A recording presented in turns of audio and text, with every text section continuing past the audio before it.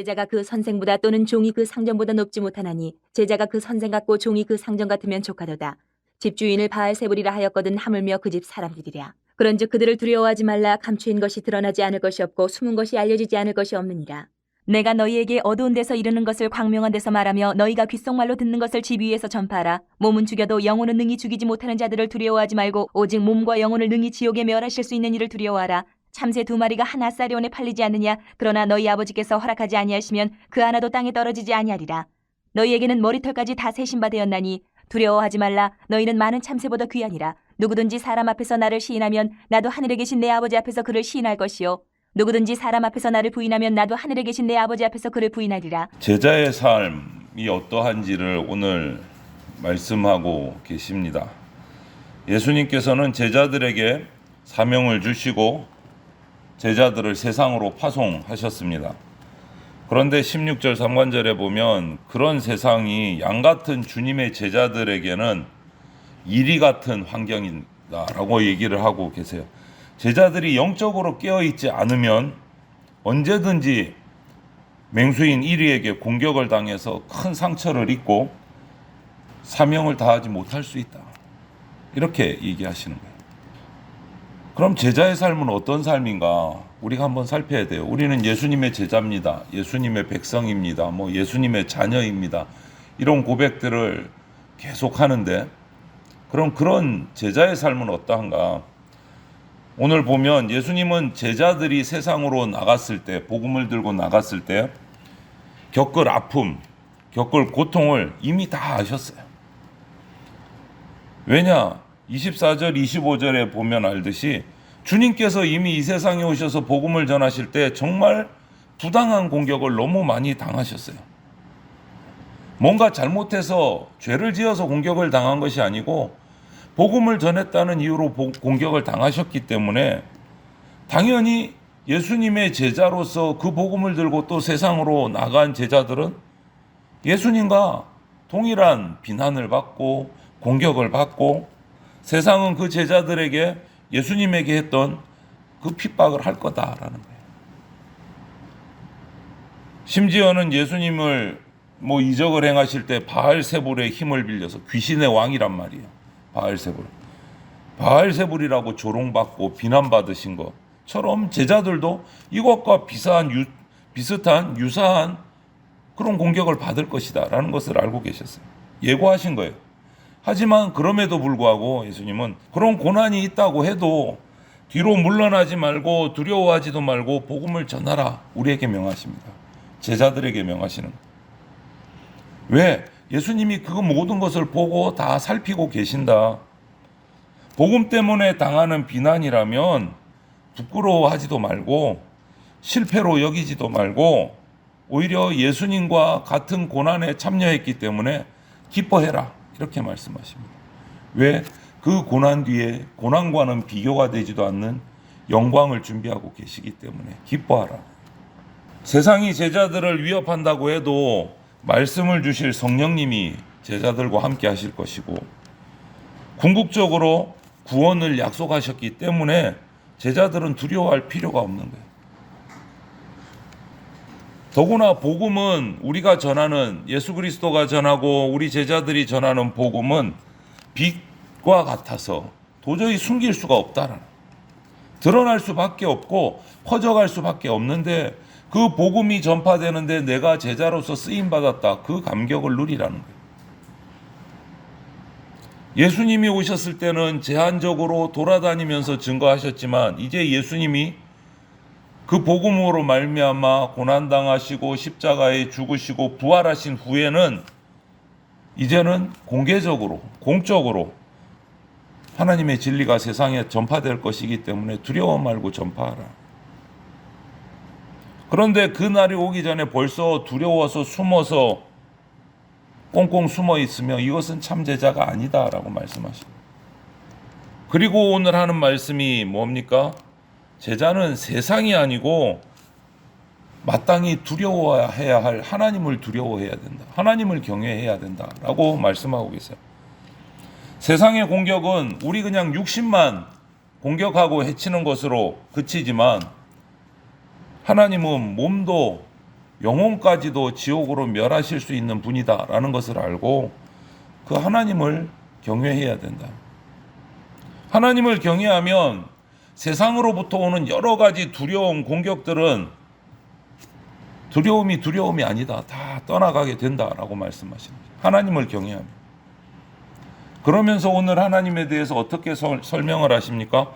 참새 한 마리의 생사도 주관하시는 하나님이시다.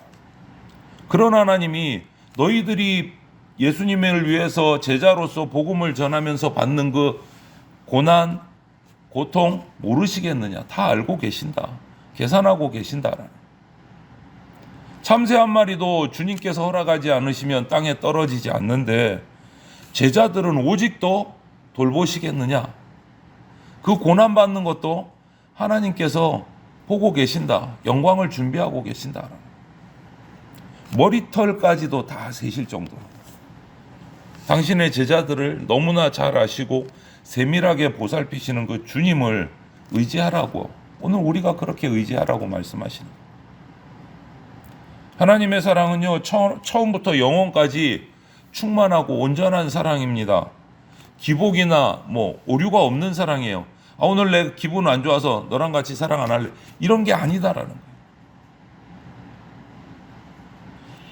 여러분, 우리가 세상에서 그리스도인으로 복음을 전하면서 그리스도인답게 살아갈 때 닥쳐오는 두려움들이 있어요. 그런 상황이 닥칠 수밖에 없어요.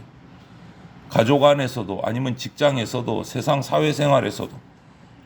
하지만 우리가 기억할 것은 그 순간에도 내가 그리스도인이라는 것 때문에 받는 여러 가지 고난과 핍박과 조롱이 있을 때도 변함없이 나를 돌보고 지켜보시고 사랑하고 계시는 분이 계시다는 것.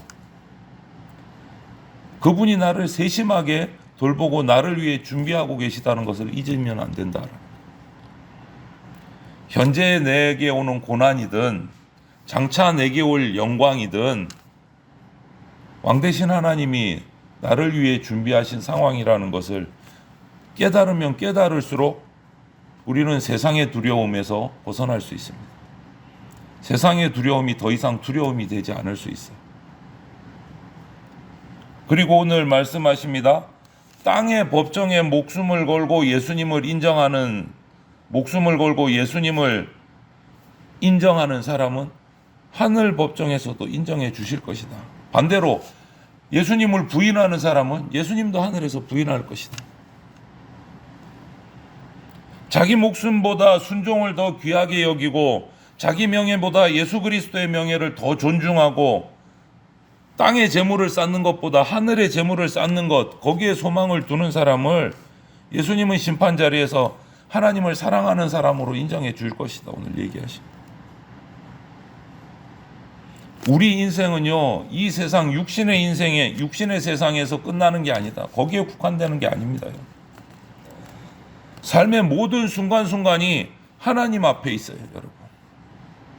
육신의 삶 전체도 하나님 앞에. 그래서 이런 단어가 있습니다. 코람데오라고 있어요. 코람데오.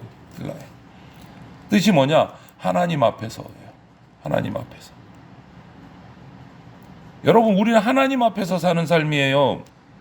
오늘 32절 33절에 누구든지 사람 앞에서 나를 시인하면 나도 하늘에 계신 내 아버지 앞에서 그를 시인할 것이요, 누구든지 사람 앞에서 나를 부인하면 나도 하늘에 계신 내 아버지 앞에서 그를 부인하리라. 여러분, 코람데오, 하나님 앞에서. 내 잠시 매 순간순간 하나님 앞에 있다라는 생각을 우리가 잊지 말아야 됩니다. 제자의 삶은 세상에서 예수님을 그리스도라고 시인하는 삶이 제자의 삶이에요. 숨기지 않고 나타내는 삶. 예수님이 메시아다. 예수님이 그리스도다. 예수님이 우리의 구원자다. 이것을 내 삶으로 나타내는 것이 제자예요.